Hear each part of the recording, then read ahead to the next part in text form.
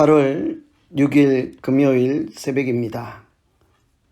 한 주간이 순식간에 다 지나고 벌써 주말을 향하여 달려가고 있습니다.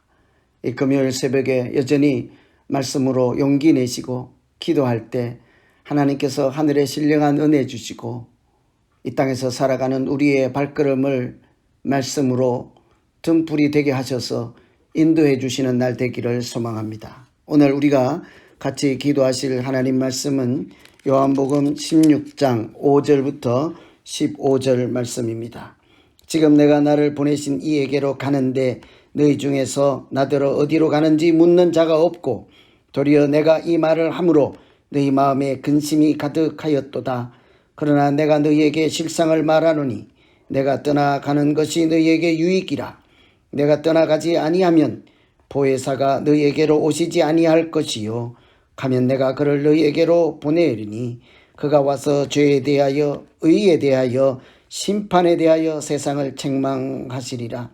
죄에 대하여라 함은 그들이 나를 믿지 아니함이요 의에 대하여라 함은 내가 아버지께로 가니 너희가 다시 나를 보지 못함이요 심판에 대하여라 함은 이 세상 임금이 심판을 받았습니다. 내가 아직도 너희에게 이를 것이 많으나 지금은 너희가 감당하지 못하리라. 그러나 진리의 성령이 오시면 그가 너희를 모든 진리 가운데로 인도하시리니 그가 스스로 말하지 않고 오직 들은 것을 말하며 장래 일을 너희에게 알리시리라. 그가 내 영광을 나타내리니 내 것을 가지고 너희에게 알리시겠습니다.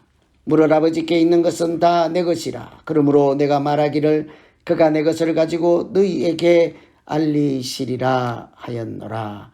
아멘. 예수님께서 십자가에 달리신 후에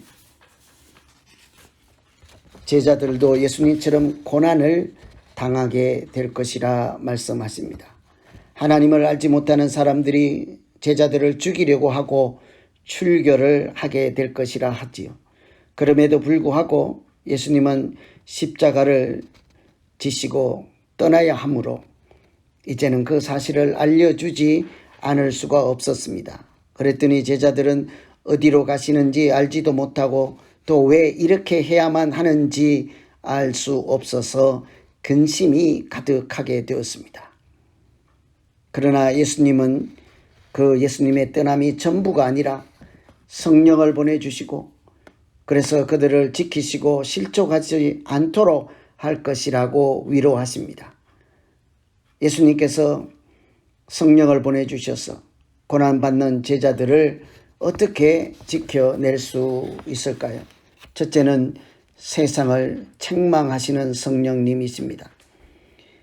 예수님께서 가시는 것이 오히려 유익이라 할 만큼 보혜사 성령이 오시면 하나님의 자녀들을 지키시고 그러나 반대로 세상은 책망하신다고 합니다.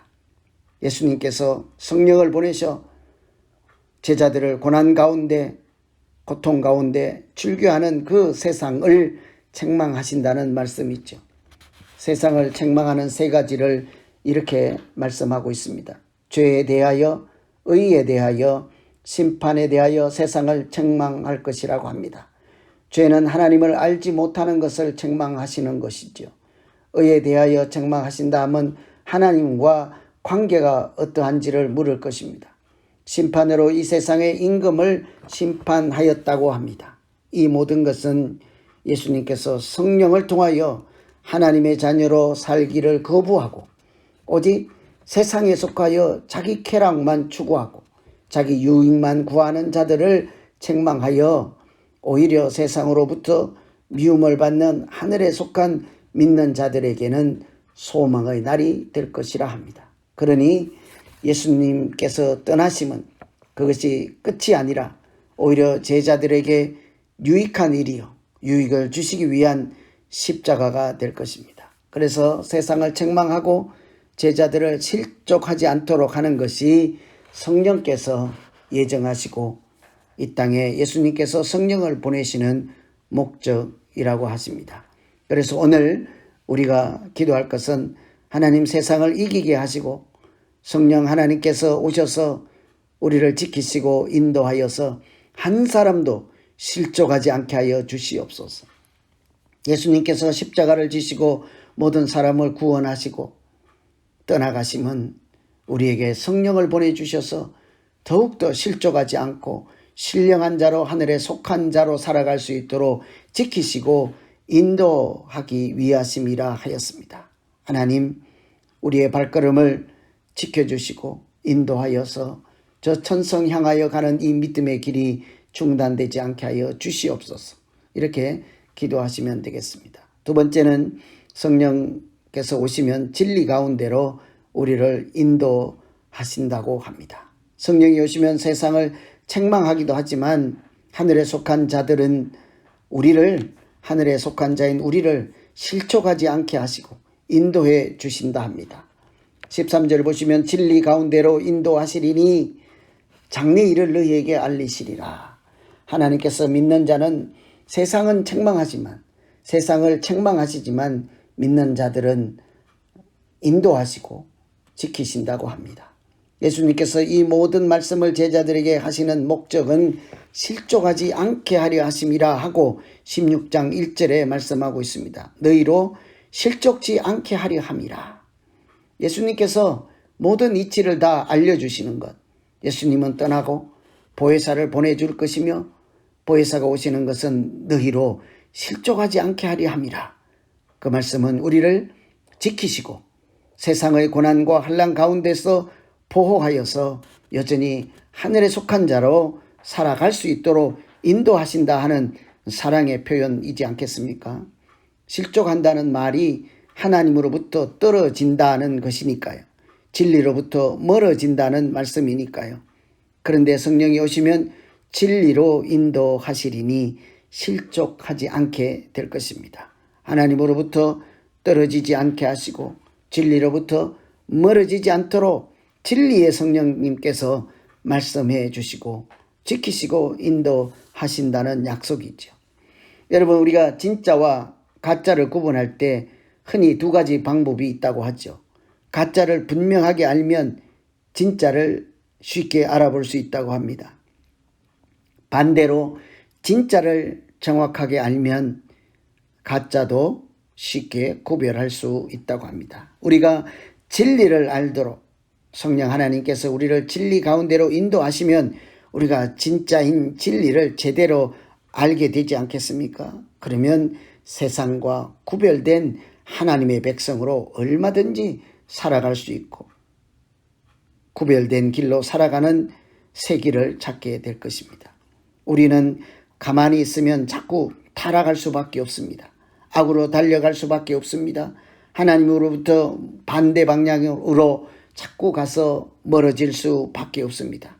진리를 붙잡는 것이 아니라 세상의 것들을 붙잡고 그것을 가지고 쾌락을 즐기며 사람의 속성, 죄의 속성으로 살아갈 수밖에 없습니다. 그런데 진리의 성령이 오시면 그런 우리에게 때마다 시마다 진리를 기억나게 하시고 진리로 돌아가게 하실 것입니다.